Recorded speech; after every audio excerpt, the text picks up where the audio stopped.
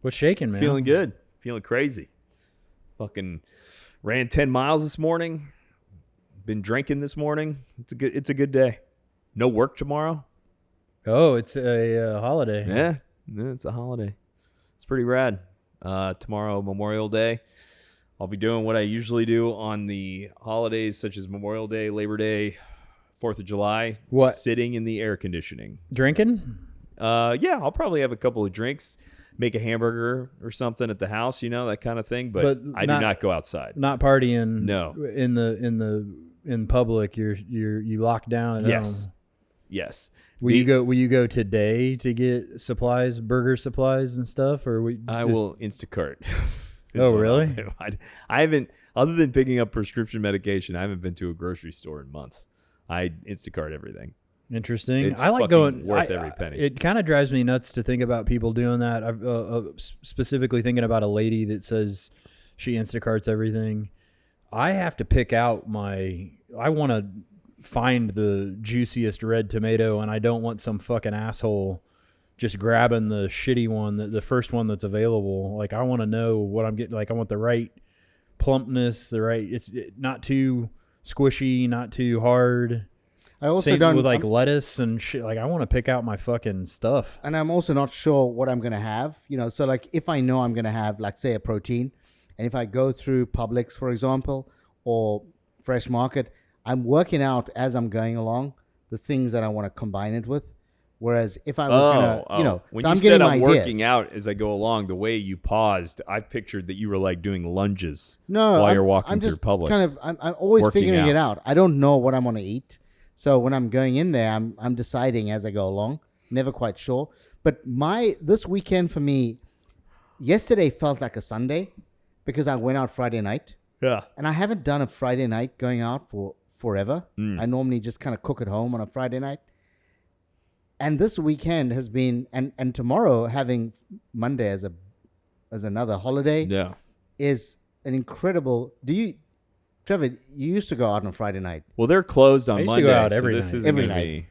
Yeah. So I would say that going out on a Friday night just means that your weekend becomes so much better. My old mantra used to be like Thursday is the new Friday, and then it became Wednesday is the new Friday, and then Because trivia before is you the know shit. it, Every day is Friday. the whole week starts running together, man. I mean, Mondays, I try as hard as I can to take Mondays and Tuesdays off. But yeah, Wednesday, Thursday, Friday, Saturday. And then Sunday, when we record, we usually go out a little bit after.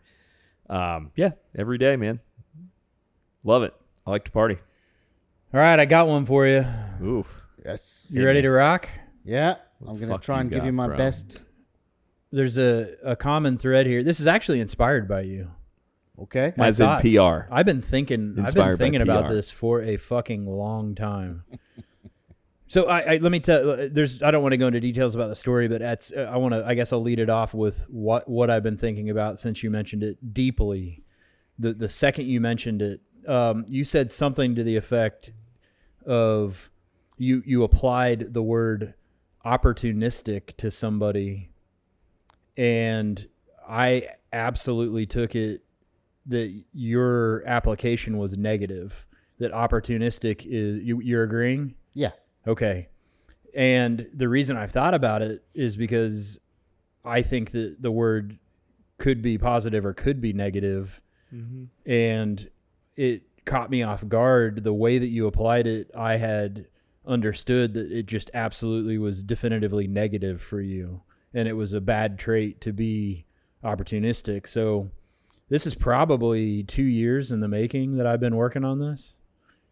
Do you have any, there's no point in going into the details, but do you have any idea like around the time? I think he may use the word opportunistic in a negative sense, but there's a lot of words that can be like that. Like the word bias I use as the example. Like I have a bias toward fried chicken. I love fried chicken. I have a bias against fucking artichokes because they're disgusting. but that doesn't necessarily. I'm not. To me, there's no negative connotation to the word bias. What I think I think PR was I think most of the world thinks bias automatically goes negative. I agree, even though by definition it does not. Right. And opportunistic, using that word, I think PR probably has a word in his arsenal that means exactly the same thing. It's just not that but word. that he would use in a positive sense. Right. I would use the word opportunistic. Both. I would use it as a negative as well as indifference or positive. The word that I would associate with being opportunistic, and I would almost always see it as being negative, but the other one would be, and I think Nick and I have mentioned this in the past, and we disagree on the nature of it, is manipulative, or manipulating a situation as well. And I think Nick sees manipulation as being both positive and a negative. And I feel manipulation in almost all instances, I see it as a negative. So context matters there. To manipulate things is very commonly used in a non-negative fashion, especially when you talk about medicine. Like you manipulate a physical therapist is manipulating your arm, or the Mars rover is manipulating its environment. So I disagree with you that I think it's in the eye of the beholder. I think everybody comes up with their own style and uses certain words in certain contexts way more commonly. My point was that I agree that PR, in the context that he said it earlier, was using it as a negative. Right. To me, though, that word doesn't necessarily at all. Well, I agree with you. The point was the way that he used it and the gravity, the tone. I agree. That he had on the word. I was like, whoa. Yeah, I agree. Which then sent me into, not a immediate immersion, but I started to imagine as opportunities presented, is it a negative thing to be opportunistic all the time? I was just vetting all aspects of the concept. And I do agree with you, Nick, that there's probably another word that could mean exactly the same thing, but it's not the word opportunistic. It's the idea behind what you presented is where I'm digging into. And again, this is another exploration in a continued exploration in being myself, and where have I been negatively opportunistic and potentially taken advantage of a situation or put more of my energy into something to manipulate because I want to gain. So I'm trying to figure out if there is appropriate, if and when there's appropriate applications of opportunistic, or is it just morally gross? The idea, the scenario that I have running through my head is when two people meet or are introduced and then they find out they have something in common, or one person finds opportunity through something the other one says, then their interest goes laser focused. And is it because they have that thing in common and they're genuinely interested in discussing that, or are they attempting to gain some sort of benefit for themselves? I think this is hardwired for survival. But again, stripping down who I am, literally, I want to know if I'm subconsciously, naturally taking advantage of the negative opportunistic and not being true to myself. I think that, my initial kind of, when I meet people, I'm not good, I must say, and I've said this to Nick many times. Nick is very good at reading situations and reading people. I don't read people, and I honestly don't even try to read people.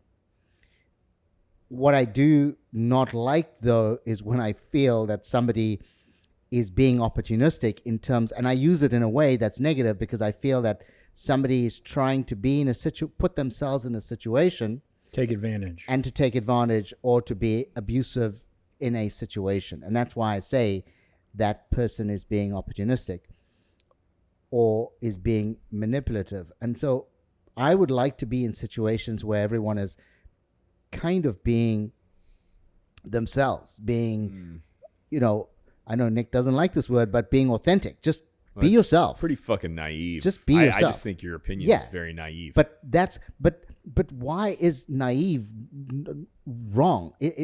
Naive is not being. It's being innocent. It's seeing a situation for what it is. And why should we always be worried or concerned, or as you say, naive?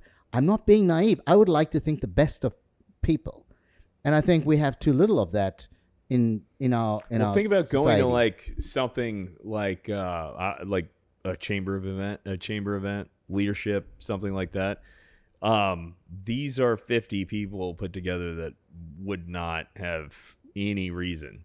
So the pure intent of that sort of function is to be opportunistic. Correct. But what I'm saying is, yes, they're being opportunistic while they're there, but that doesn't mean I didn't fucking party and meet people that I like and have fun. And what I was trying to be opportunistic is always, the party.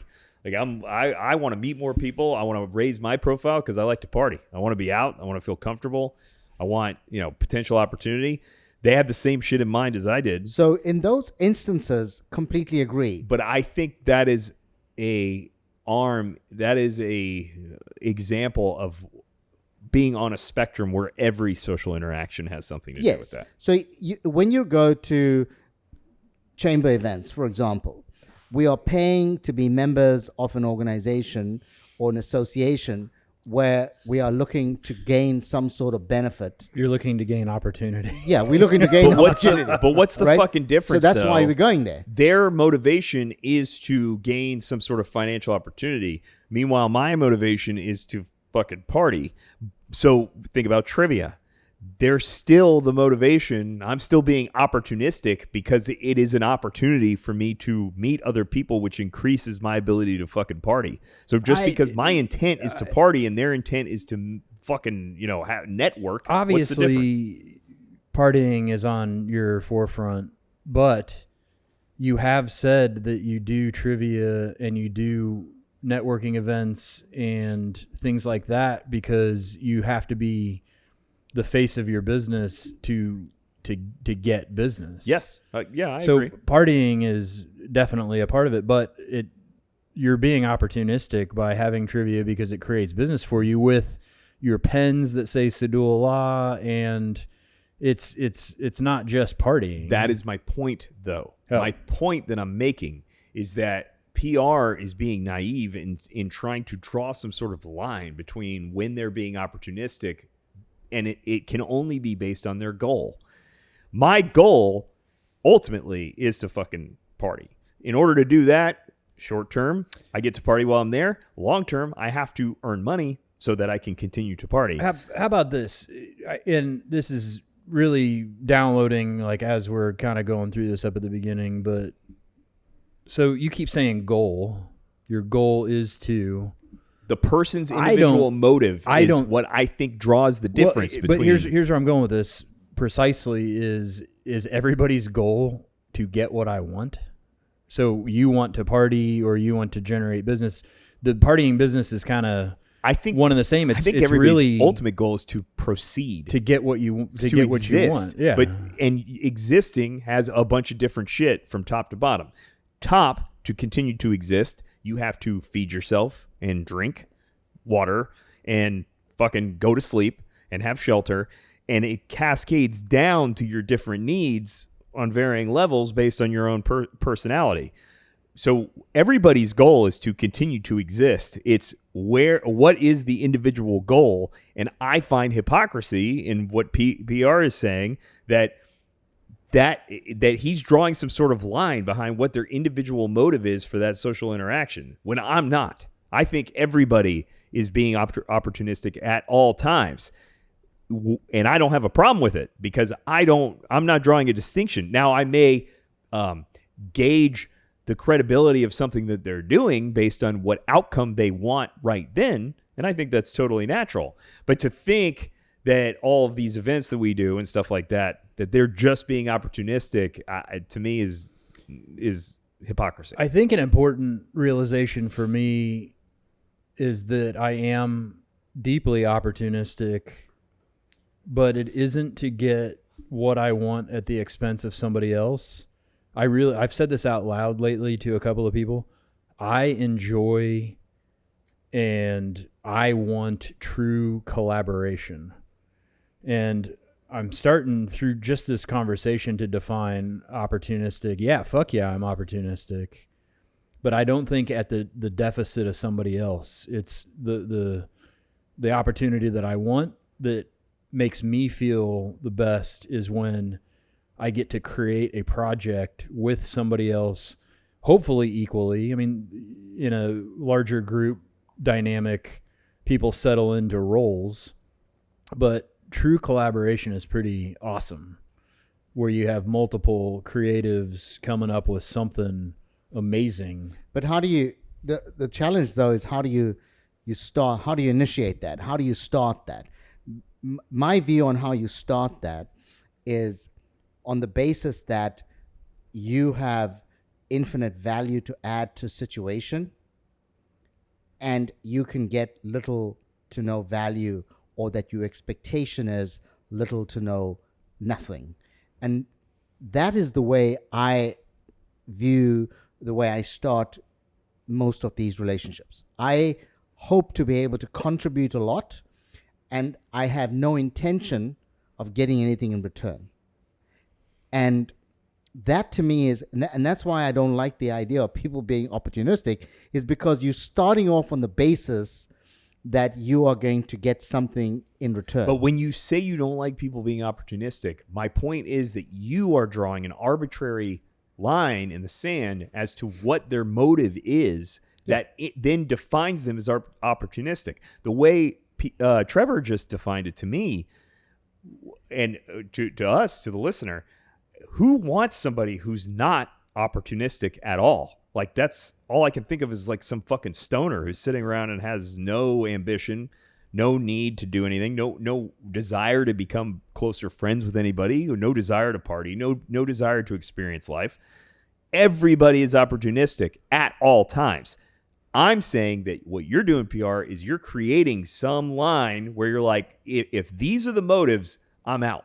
No, I think there's a little difference. There's a little nuance to what I'm saying, though. Let's say, for example, we are going after the show to Fiddler's. Yes, I am. Are you? Yeah. Nice. Now, if we are going to Fiddler's after this, I have no intention other than it being a social lubricant for me. That is a motive. Right. That is a reason. That you is are not, being opportunistic. It's not opportunistic. It is the reason why we're going to a place to have a drink. It is a social lubricant. That is it. I have no intention of doing anything to manipulate the situation to my benefit. That's what I'm saying. Your benefit is to have fun. Yes. Correct. So you are manipulating it, and you are being opportunistic because your goal is to have fun. What I'm saying when I'm using the word opportunistic, though, I'm using it in a way that where I am seeking a benefit to the disadvantage of the rest. And that is why I'm saying that there are certain situations. Then I agree. I agree with. I agree there. That. That's a broad definition of that word. If you're going to include, I bet the definition of opportunistic does not include. I'm trying to gain at someone else's detriment. But if that is your definition of that word, then I agree. That is not an arbitrary. That's how I feel he used the word. Fair. And at this point, I don't care about the word anymore. I care about the intent that he had behind the word. It made me re-question the word for a long time, but it's not about the word. It's about the idea. I agree. And now that it's been reframed. So really it's when is being strategic become using people. And we don't need to argue about the word anymore. I right, agree with you. But like at what point I'm trying to identify that tipping point. Really, there's no way. Like every scenario is unique and specific. Well, it's your and intent, every right? person It's your intent. is You different. coming into a situation. Well, how about this then? On a previous recording, I brought up my concept of make friends with the gatekeeper. Mm-hmm. And the idea is that the gatekeeper is the host or hostess at a restaurant or the counter person at a business. And I was struggling through that because I really do genuinely want to connect with people and hear their story and have fun. And it, at least on further exploration, it comes down to they have to fucking talk to me because I'm a customer or a client, which is nice because then I get my however many words I say a day and I get a forced interaction, which is what I'm looking for, the collaboration. Mm-hmm. But the part that I'm undoing for myself and making sure that I'm writing a moral and ethical line is, am I abusing those relationships? Because if I make friends with the gatekeeper and I just so happen to be, I'm able to cut in line or be sat at an Italian restaurant quickly, is that a negative variation of opportunistic? True. I mean, I don't do that. I normally don't talk to the, I go out there and say, listen. But you did, and it worked. No, but I didn't. I wasn't. That's why I say I was surprised. That wasn't to her detriment, though. It was to somebody's detriment. No, but it wasn't. Everything's to somebody's. But I wasn't even trying to be opportunistic. I was basically saying, I'm going to wait the 1 hour or the 30 minutes. And then I said, can I have a drink? That I asked. She didn't offer a drink. And that's why I was saying there was something that happened with the 180 on her being nice from her being very indifferent. She probably realized that you're a tenacious son of a bitch and you were never going to give up. And, Maybe. And she tried to scare you off in the first place. But when she realized that I'm not getting rid of this guy, she changed the. I think what they do is they tell you some fucking ridiculous number to keep it from getting out of control. And it happens often where they're like, it's 30 minutes. I'm like, okay, we'll fucking wait. And then 5 minutes later, you get called in. I believe it's basic psychology of under promise, over deliver. 100%. And it's wired in, intentionally wired into most services. But I will also tell you, they do pick and choose. I watched it live last night at Prado, where we had a reservation. We were fine. There was no issue with us. But while I'm sitting at the bar, I'm watching, which is, I fucking love just watching people. I love and trying people to watching. understand how they're working. And this group of 4 people, a dude with a mustache that twirls up, fucking hipster looking guy, another dude that was just, a well-dressed, good-looking dude, and 2 absolute fucking smoke show chicks. And they had great, I could tell by the way they were interacting with the hostess, they had great personalities. I watched this fucking hostess sit the 4 of them. I could tell by the body language in the discussion they did not have a reservation. And I watched this fucking bitch hostess fucking sit the 4 of them when other people had come up and walked away waiting for their phone call. I know she took one look at that group and goes, this guy's got a fucking red mustache and there's smoke show chicks. This is the type of people we want here. And fucking sat him. Do you think that came down from upper management? No, I think management. I don't think that particular decision came from management, but I think the discretion for them to seat radical people is a business decision that Prado has made. I think Ravenous Pig does it, and I think the biggest offender in Orlando is fucking Domu. I think Domu literally tells them, look at who you're seating, and if they're fucking rad, seat them immediately. And if they're fucking, it doesn't matter about money, because if it mattered about money, like middle-aged men, like they would just be seating them automatically. It matters how they fucking look. I think they really have a conscious effort to control the narrative when it's posted to Instagram and shit like that. If you have if you're a chick with a huge hat, you're a dude with a fucking tank top and a beanie, which makes no sense. Like, that's the kind of fucking people that at Domu, you do not wait. I think they sit you immediately. I think the rest of us fucking slog through the wait. Can you succeed without being opportunistic? Can you succeed without social strategy? It's not in my psyche to try to do that. So I don't know. I would think a lot of people read situations well enough and they do extremely well. My sense is that in every situation that I try to go into, I try to not get any. My intention is never to get any value. My intention is always to try to add as much value. In every one of those instances, I can't even think of one instance where I have gone in with that intention. I've always got benefit. But I've never set out to say this is what I want off it. Like, I'm trying to think of situations where, like with us as being mates, for example, I'm trying to think, what could I have wanted from the relationship that would have got me into this relationship other than just wanting a party? I mean, that's the motive, though. I think it's specifically for you guys and for us is deep conversation, like abstract, just being mates. Yeah, that's all it was. But that's payoff enough. That's why I became friends with you, Trevor. Because I am constantly surrounded by the vanilla sandwich of existence. Everybody I talk to is a fucking blank slate.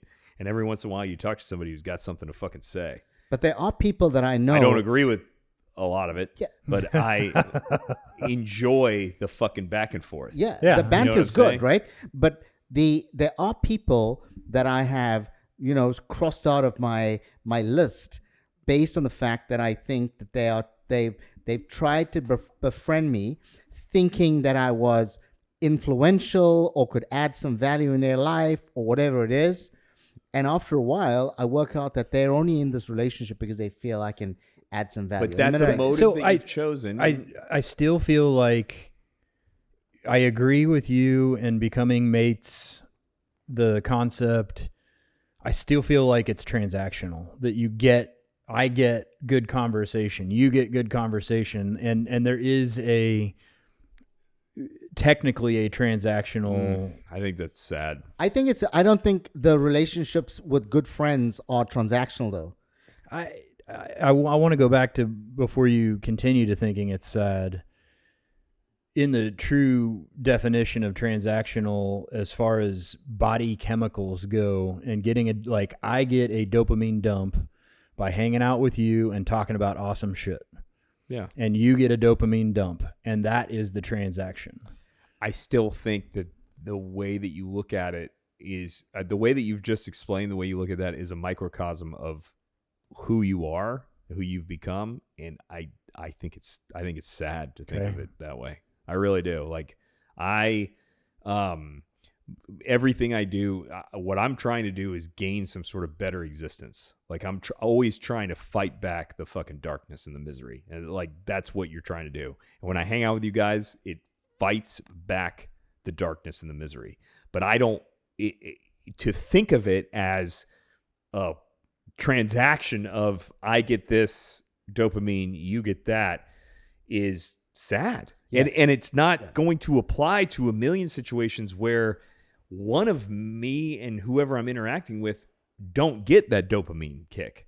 Like there are a lot of experiences I have with people where I don't gain, I don't become a better person when I had the conversation with them, but I'm still trying to enjoy the experience. It reminds me of a Louis C.K. episode, the show Louis, where this older guy that he's talking to is trying, he's lost his girl. Louis lost his girlfriend, and the older guy's like, you need to understand that the fucking misery that you're going through right now is also positive, because everything is positive compared to nothing. So to me, the thought of some sort of transactional response between friends is just fucking sad. So here's the thing. So you know that you fucked up the rest of my deal because I thought you were going to agree with me on the transactional deal, and now I can't ask you any of the questions that I wrote Ask down. So here's the thing. Here, let's transact as friends. So here's the You thing. ask one, I'll ask one. We can transact one for one. So it's Transact me. Yeah, Transact me. transact the shit out of me. we've done over 100 episodes, and it's the first time Nick has lost his voice. The fake voice that he puts on the microphone, he lost it in that last little minute, little improv that he did, because he was for the first time he was talking from the heart.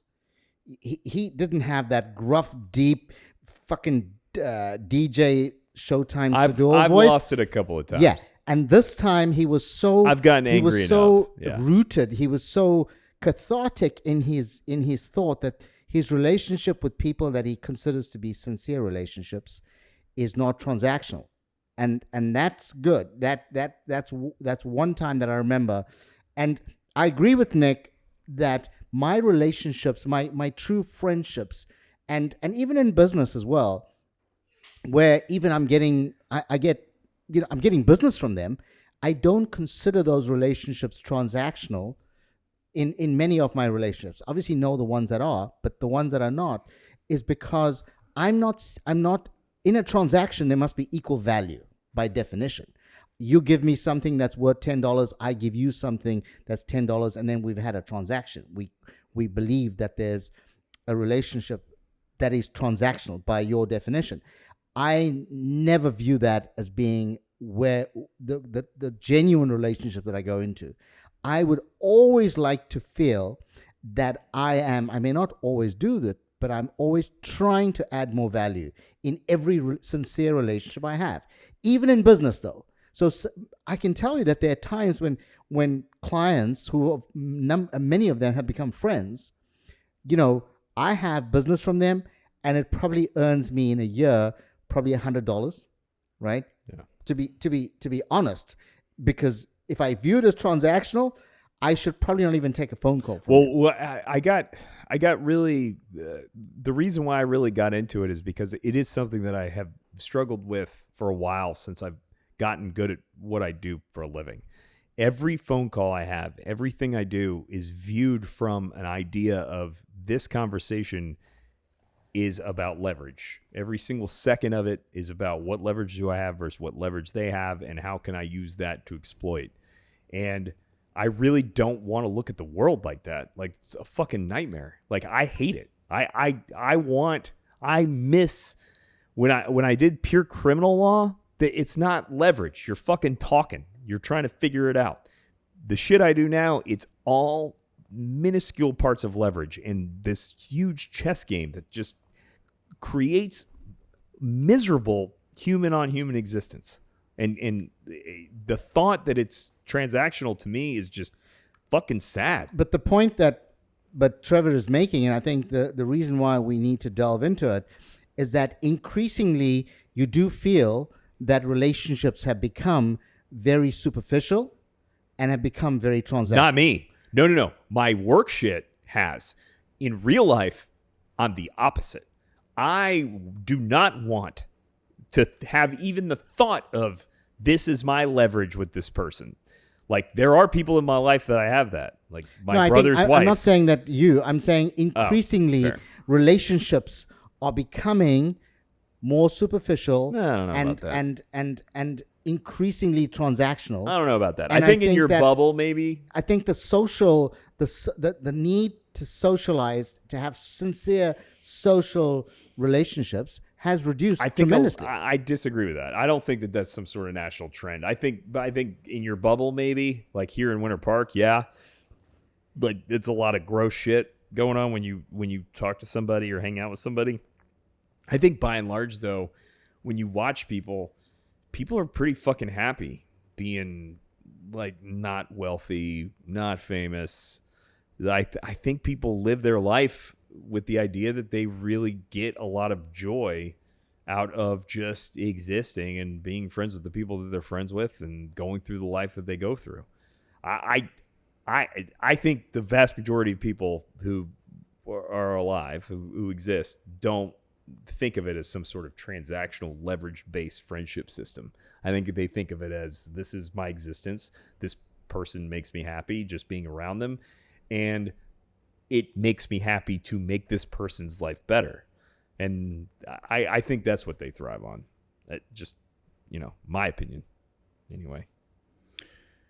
Well, I was throwing myself under the bus for a little bit on the gatekeeper concept. And just for the record, I view myself as a key master. All right. I'm smelling what you're stepping in. I had to make that joke. When you first said gatekeeper, I was like, I have to throw in a key master. But I really do think I'm genuinely connecting. And if the opportunity naturally presents itself for me to not take advantage of, but experience something because I was nicer, so be it. Word. And it's been fun to tear down and tear apart where I'm, I'm thinking, like I told the story about the guy at Publix that I was just trying to crack, and it wasn't to get anything. I think you become more that. The idea was I just wanted to see him smile or get him to say hello to me. And then after fucking months, he points me to the freshest tomatoes that are still hidden off to the side. I never wanted to get anything out of the relationship other than to see him smile or interact and just maybe be a nice part of his day, because he doesn't look very happy. Come to find out, the guy, I think that's just his style. I just think he's kind of a deadpan sort of dude. But by doing that day after day in Publix, it afforded me the juiciest of beefsteak tomatoes, and But that's not a transaction. That's the coexistence of you and this guy. I think going through this miserable fucking existence. Back to the transaction. For me, and what makes you sad is that, yeah, I do think that I can qualify the interactions as transactional because I am trying to get a smile out of the guy, or I am trying to get reciprocation out of the guy because that makes me feel better, which is a completely separate topic, but it is in the definition of itself, it is a transaction. That is not transactional. You're adding value in a way that you hope all his other customers will add value in his day. He has a tough enough day. He's doing his shite.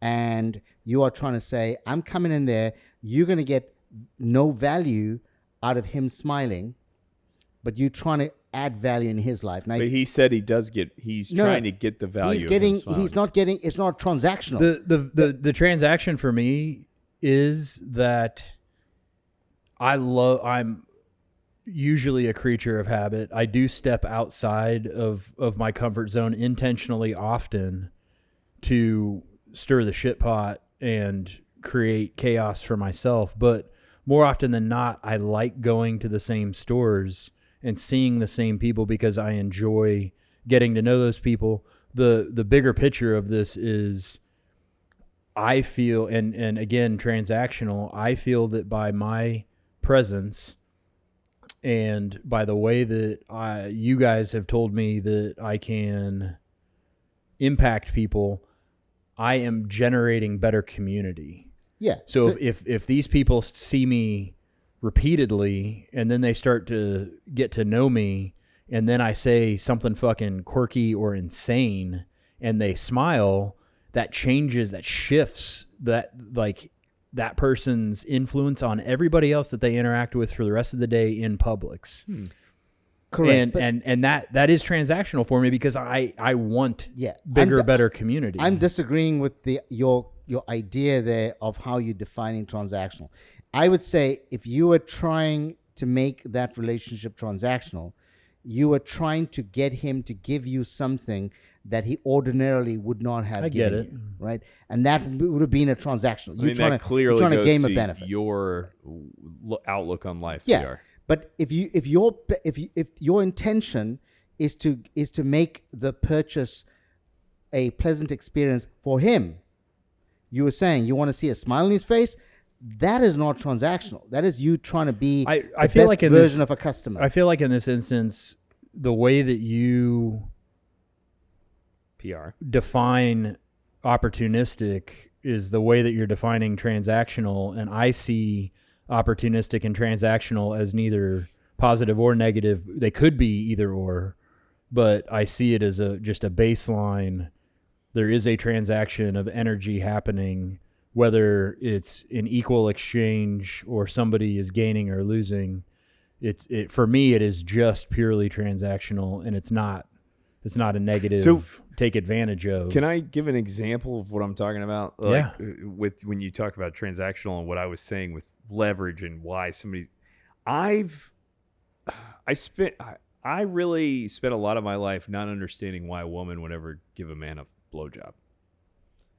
Like, I've thought about it. I'm like, why? Like, why would they do it? Like, it doesn't make any sense. They're not getting any physical pleasure out of it. When the dude is done, you're not going to continue to have sex. Like, if it's a full to completion blowjob, right? So why the fuck would they do it? I've always thought about it. And I'm like, I spent most of my life being like, well, they do it because now you have a quid pro quo of taking care of them and doing some shit. I think it's control. I mean, in some instances, I know you not would across, because not you across think the it's board. a transaction, and that's why I think it's sad. I think a lot of chicks. What I'm trying to do evolve into is I think they're doing it because to them it's just giving good. It's just the experience of life. They don't need the fucking immediate back. They don't want the immediate back. Like, I mean, let's be real. I've gone out and I've gotten years ago, got a blowjob from a woman I never fucking saw again. And I've thought to myself, and I'm like, why the fuck would somebody who, like, they didn't make some aggressive try to get in touch with me. I didn't them either. I never saw them again, never dated them again. We didn't have sex. She just fucking blew me. And I'm like, why the fuck would somebody do that? I think it's just awesome. Like, it's just a cool fucking experience. It's something that happened that they enjoyed, even though they didn't technically get anything back. I think in the back of that person's mind, they'll be like, I just did this. That guy is never going to forget this. I walked away, and he's going to remember this forever. I think that's fucking sad. And I think that outlook on life is sad. Huh. I think that can explain a lot of problems that we have going on in the fucking world. If people really do look at shit like I do this, I get this.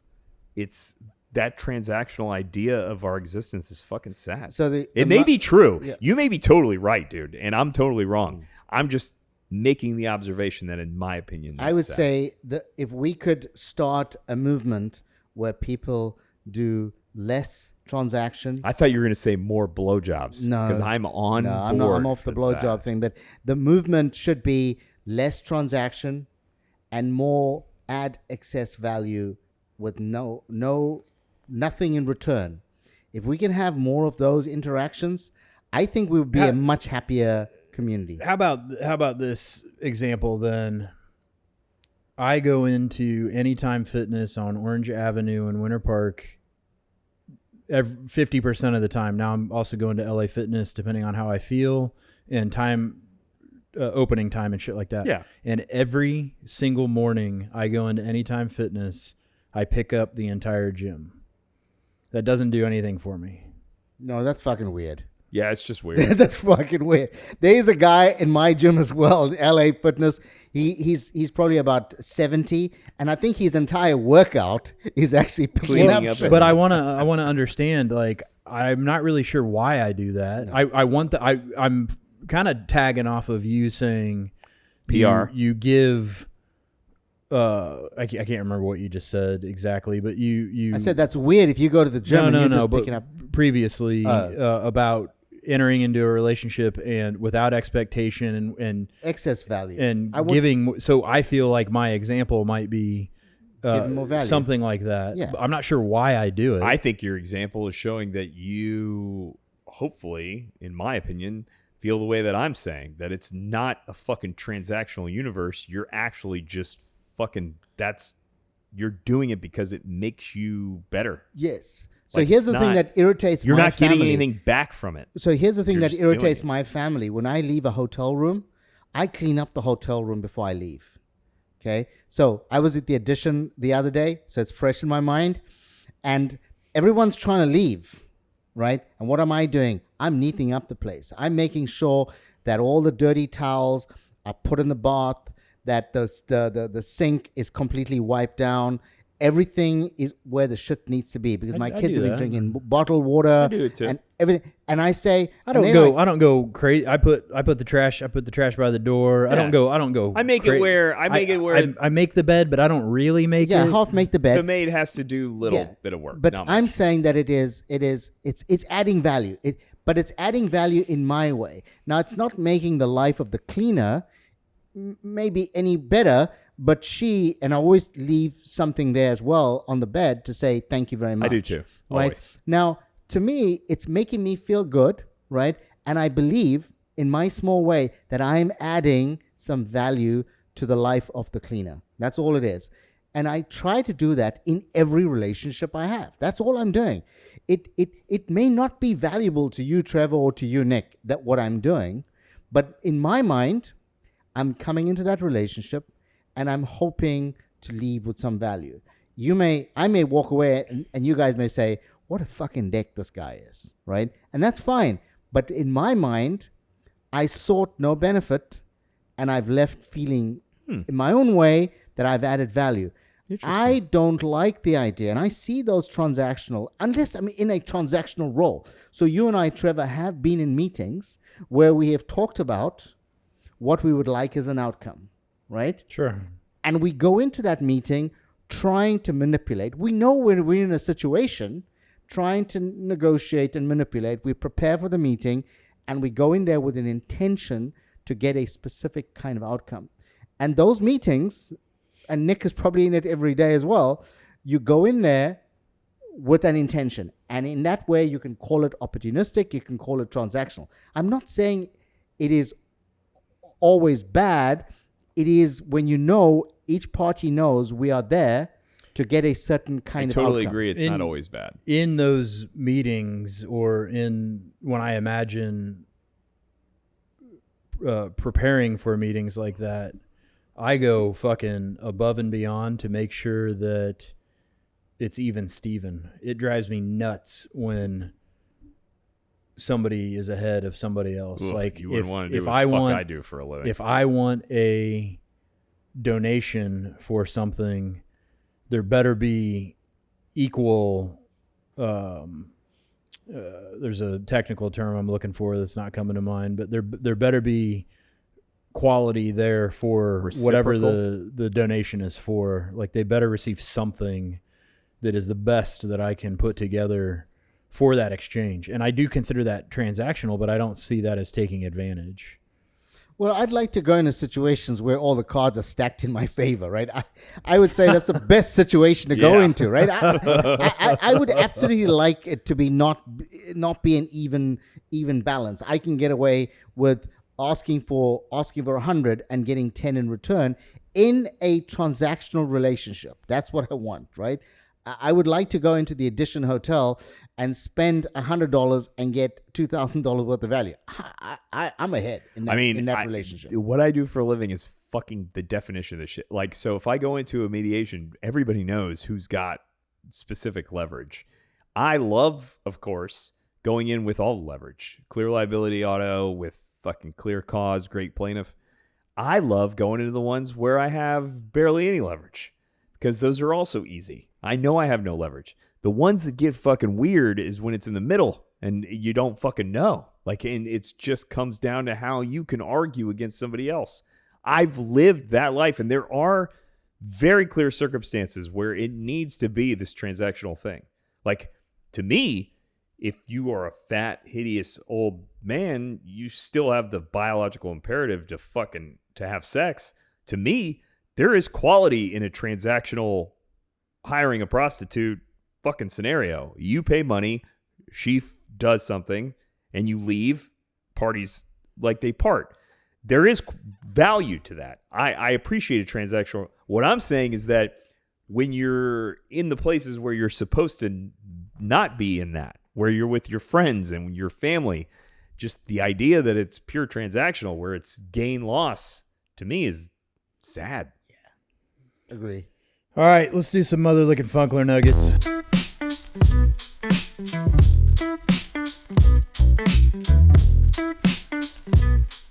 I got a couple more, and in fact, I think the Wizard of Ed can join in with one that I've got.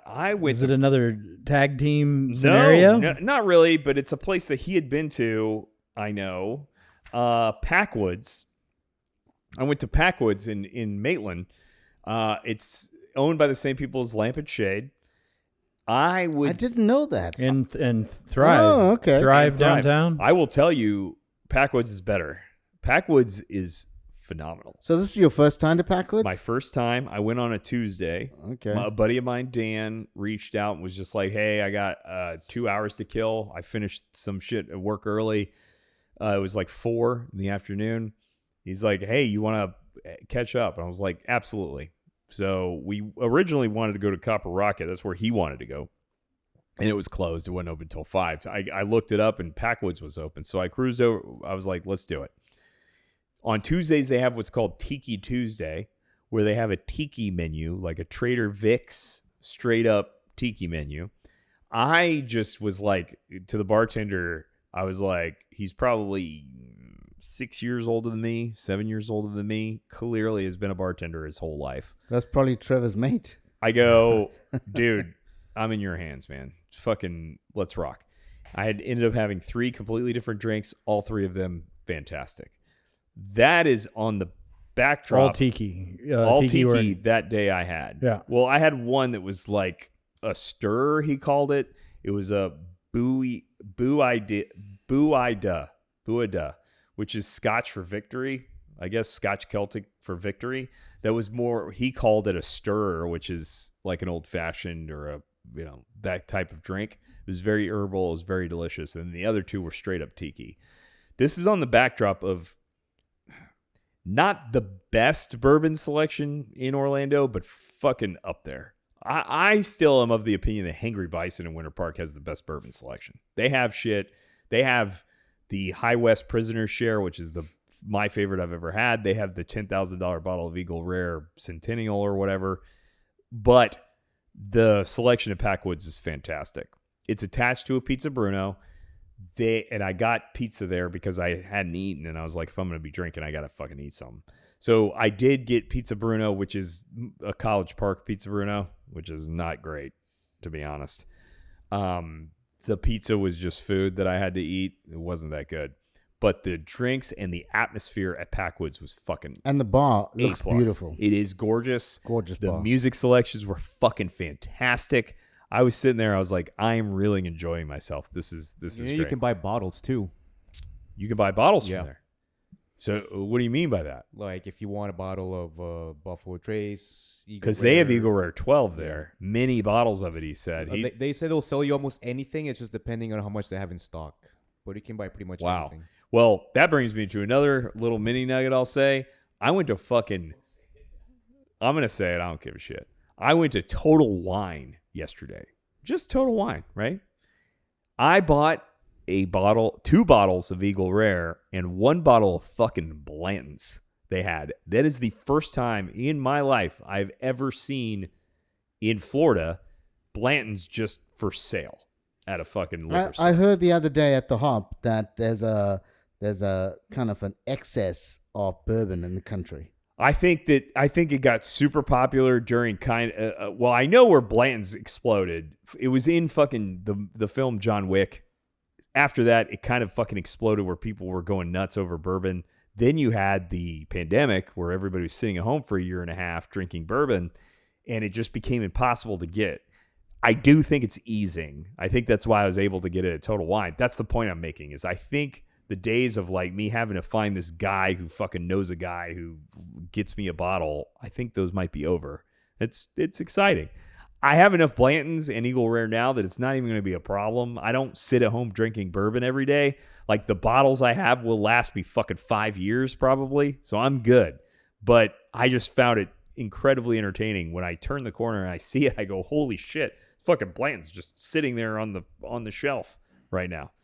I also bought Orange Jaeger, which has been kind of an online rumor or myth for a while because it wasn't sold in America, and they just got it into Total Wine. So I'm excited to give Orange Jaeger a try. You haven't had it yet? I've never tried it, no.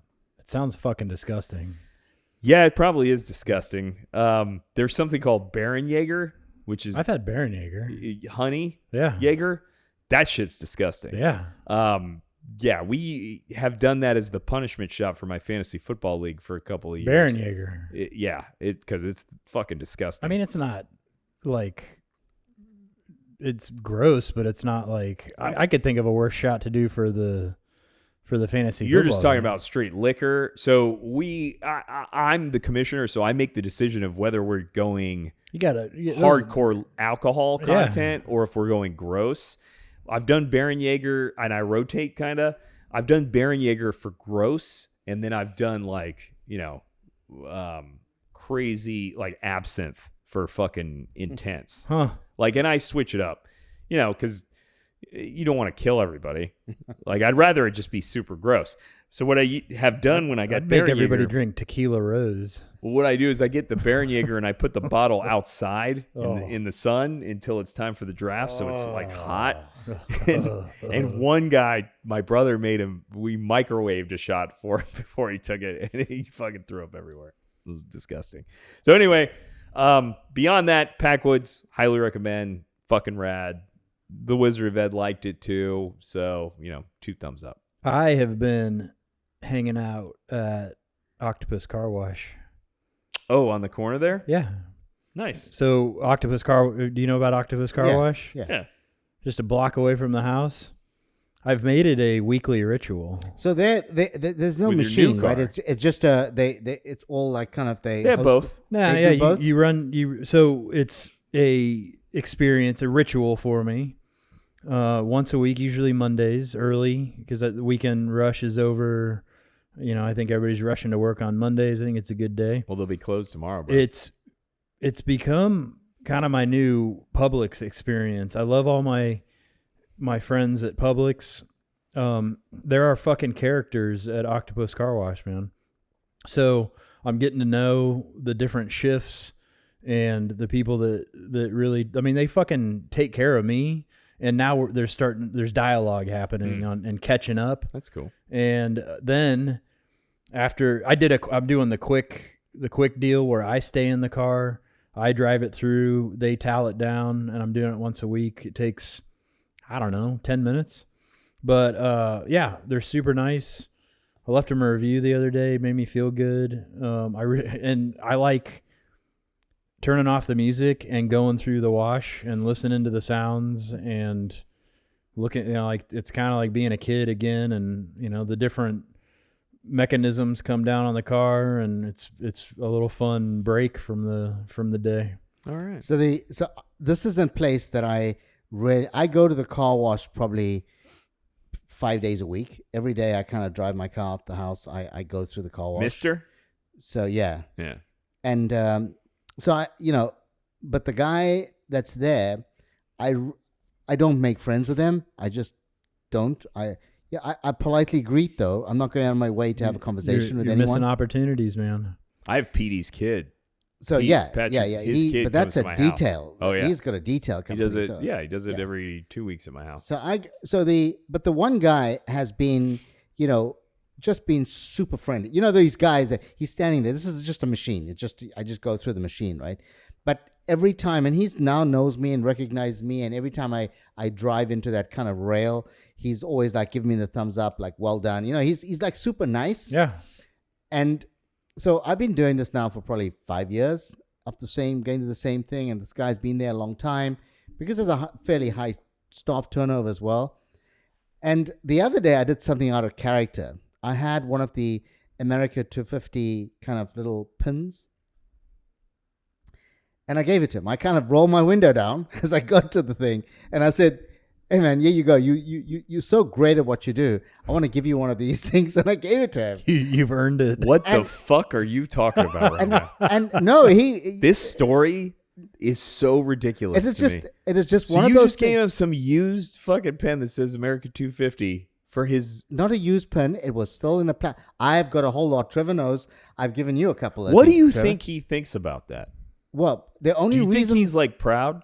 the only reason why I gave it to him is because Like, do you think he went home and was like, man, I got this fucking pen? Or do you think he goes, this fucking nerd, This psycho this gave me fucking a fucking maniac pen. gave me a fucking America here's the 250 thing pen? is What that am I supposed to do with this fucking This thing? guy that isn't even American. I gave know. me- so firstly he doesn't know that I sound the way I do. Yeah, he's like, I hope you enjoy some tomatoes and No, eat no. some croissant. some basil. But let Yeah, me tell some you basil. why. Let me tell you why, right? Fucking nerd. Because the last few months I noticed that he had an American flag pin on his shirt. All right. Right?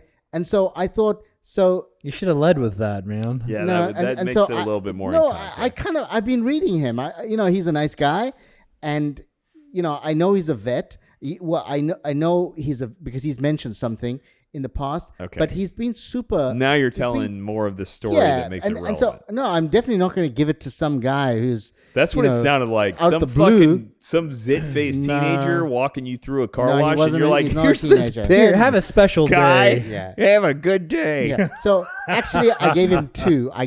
Because maybe. Oh my god. Oh, golly gee. Gee, mister.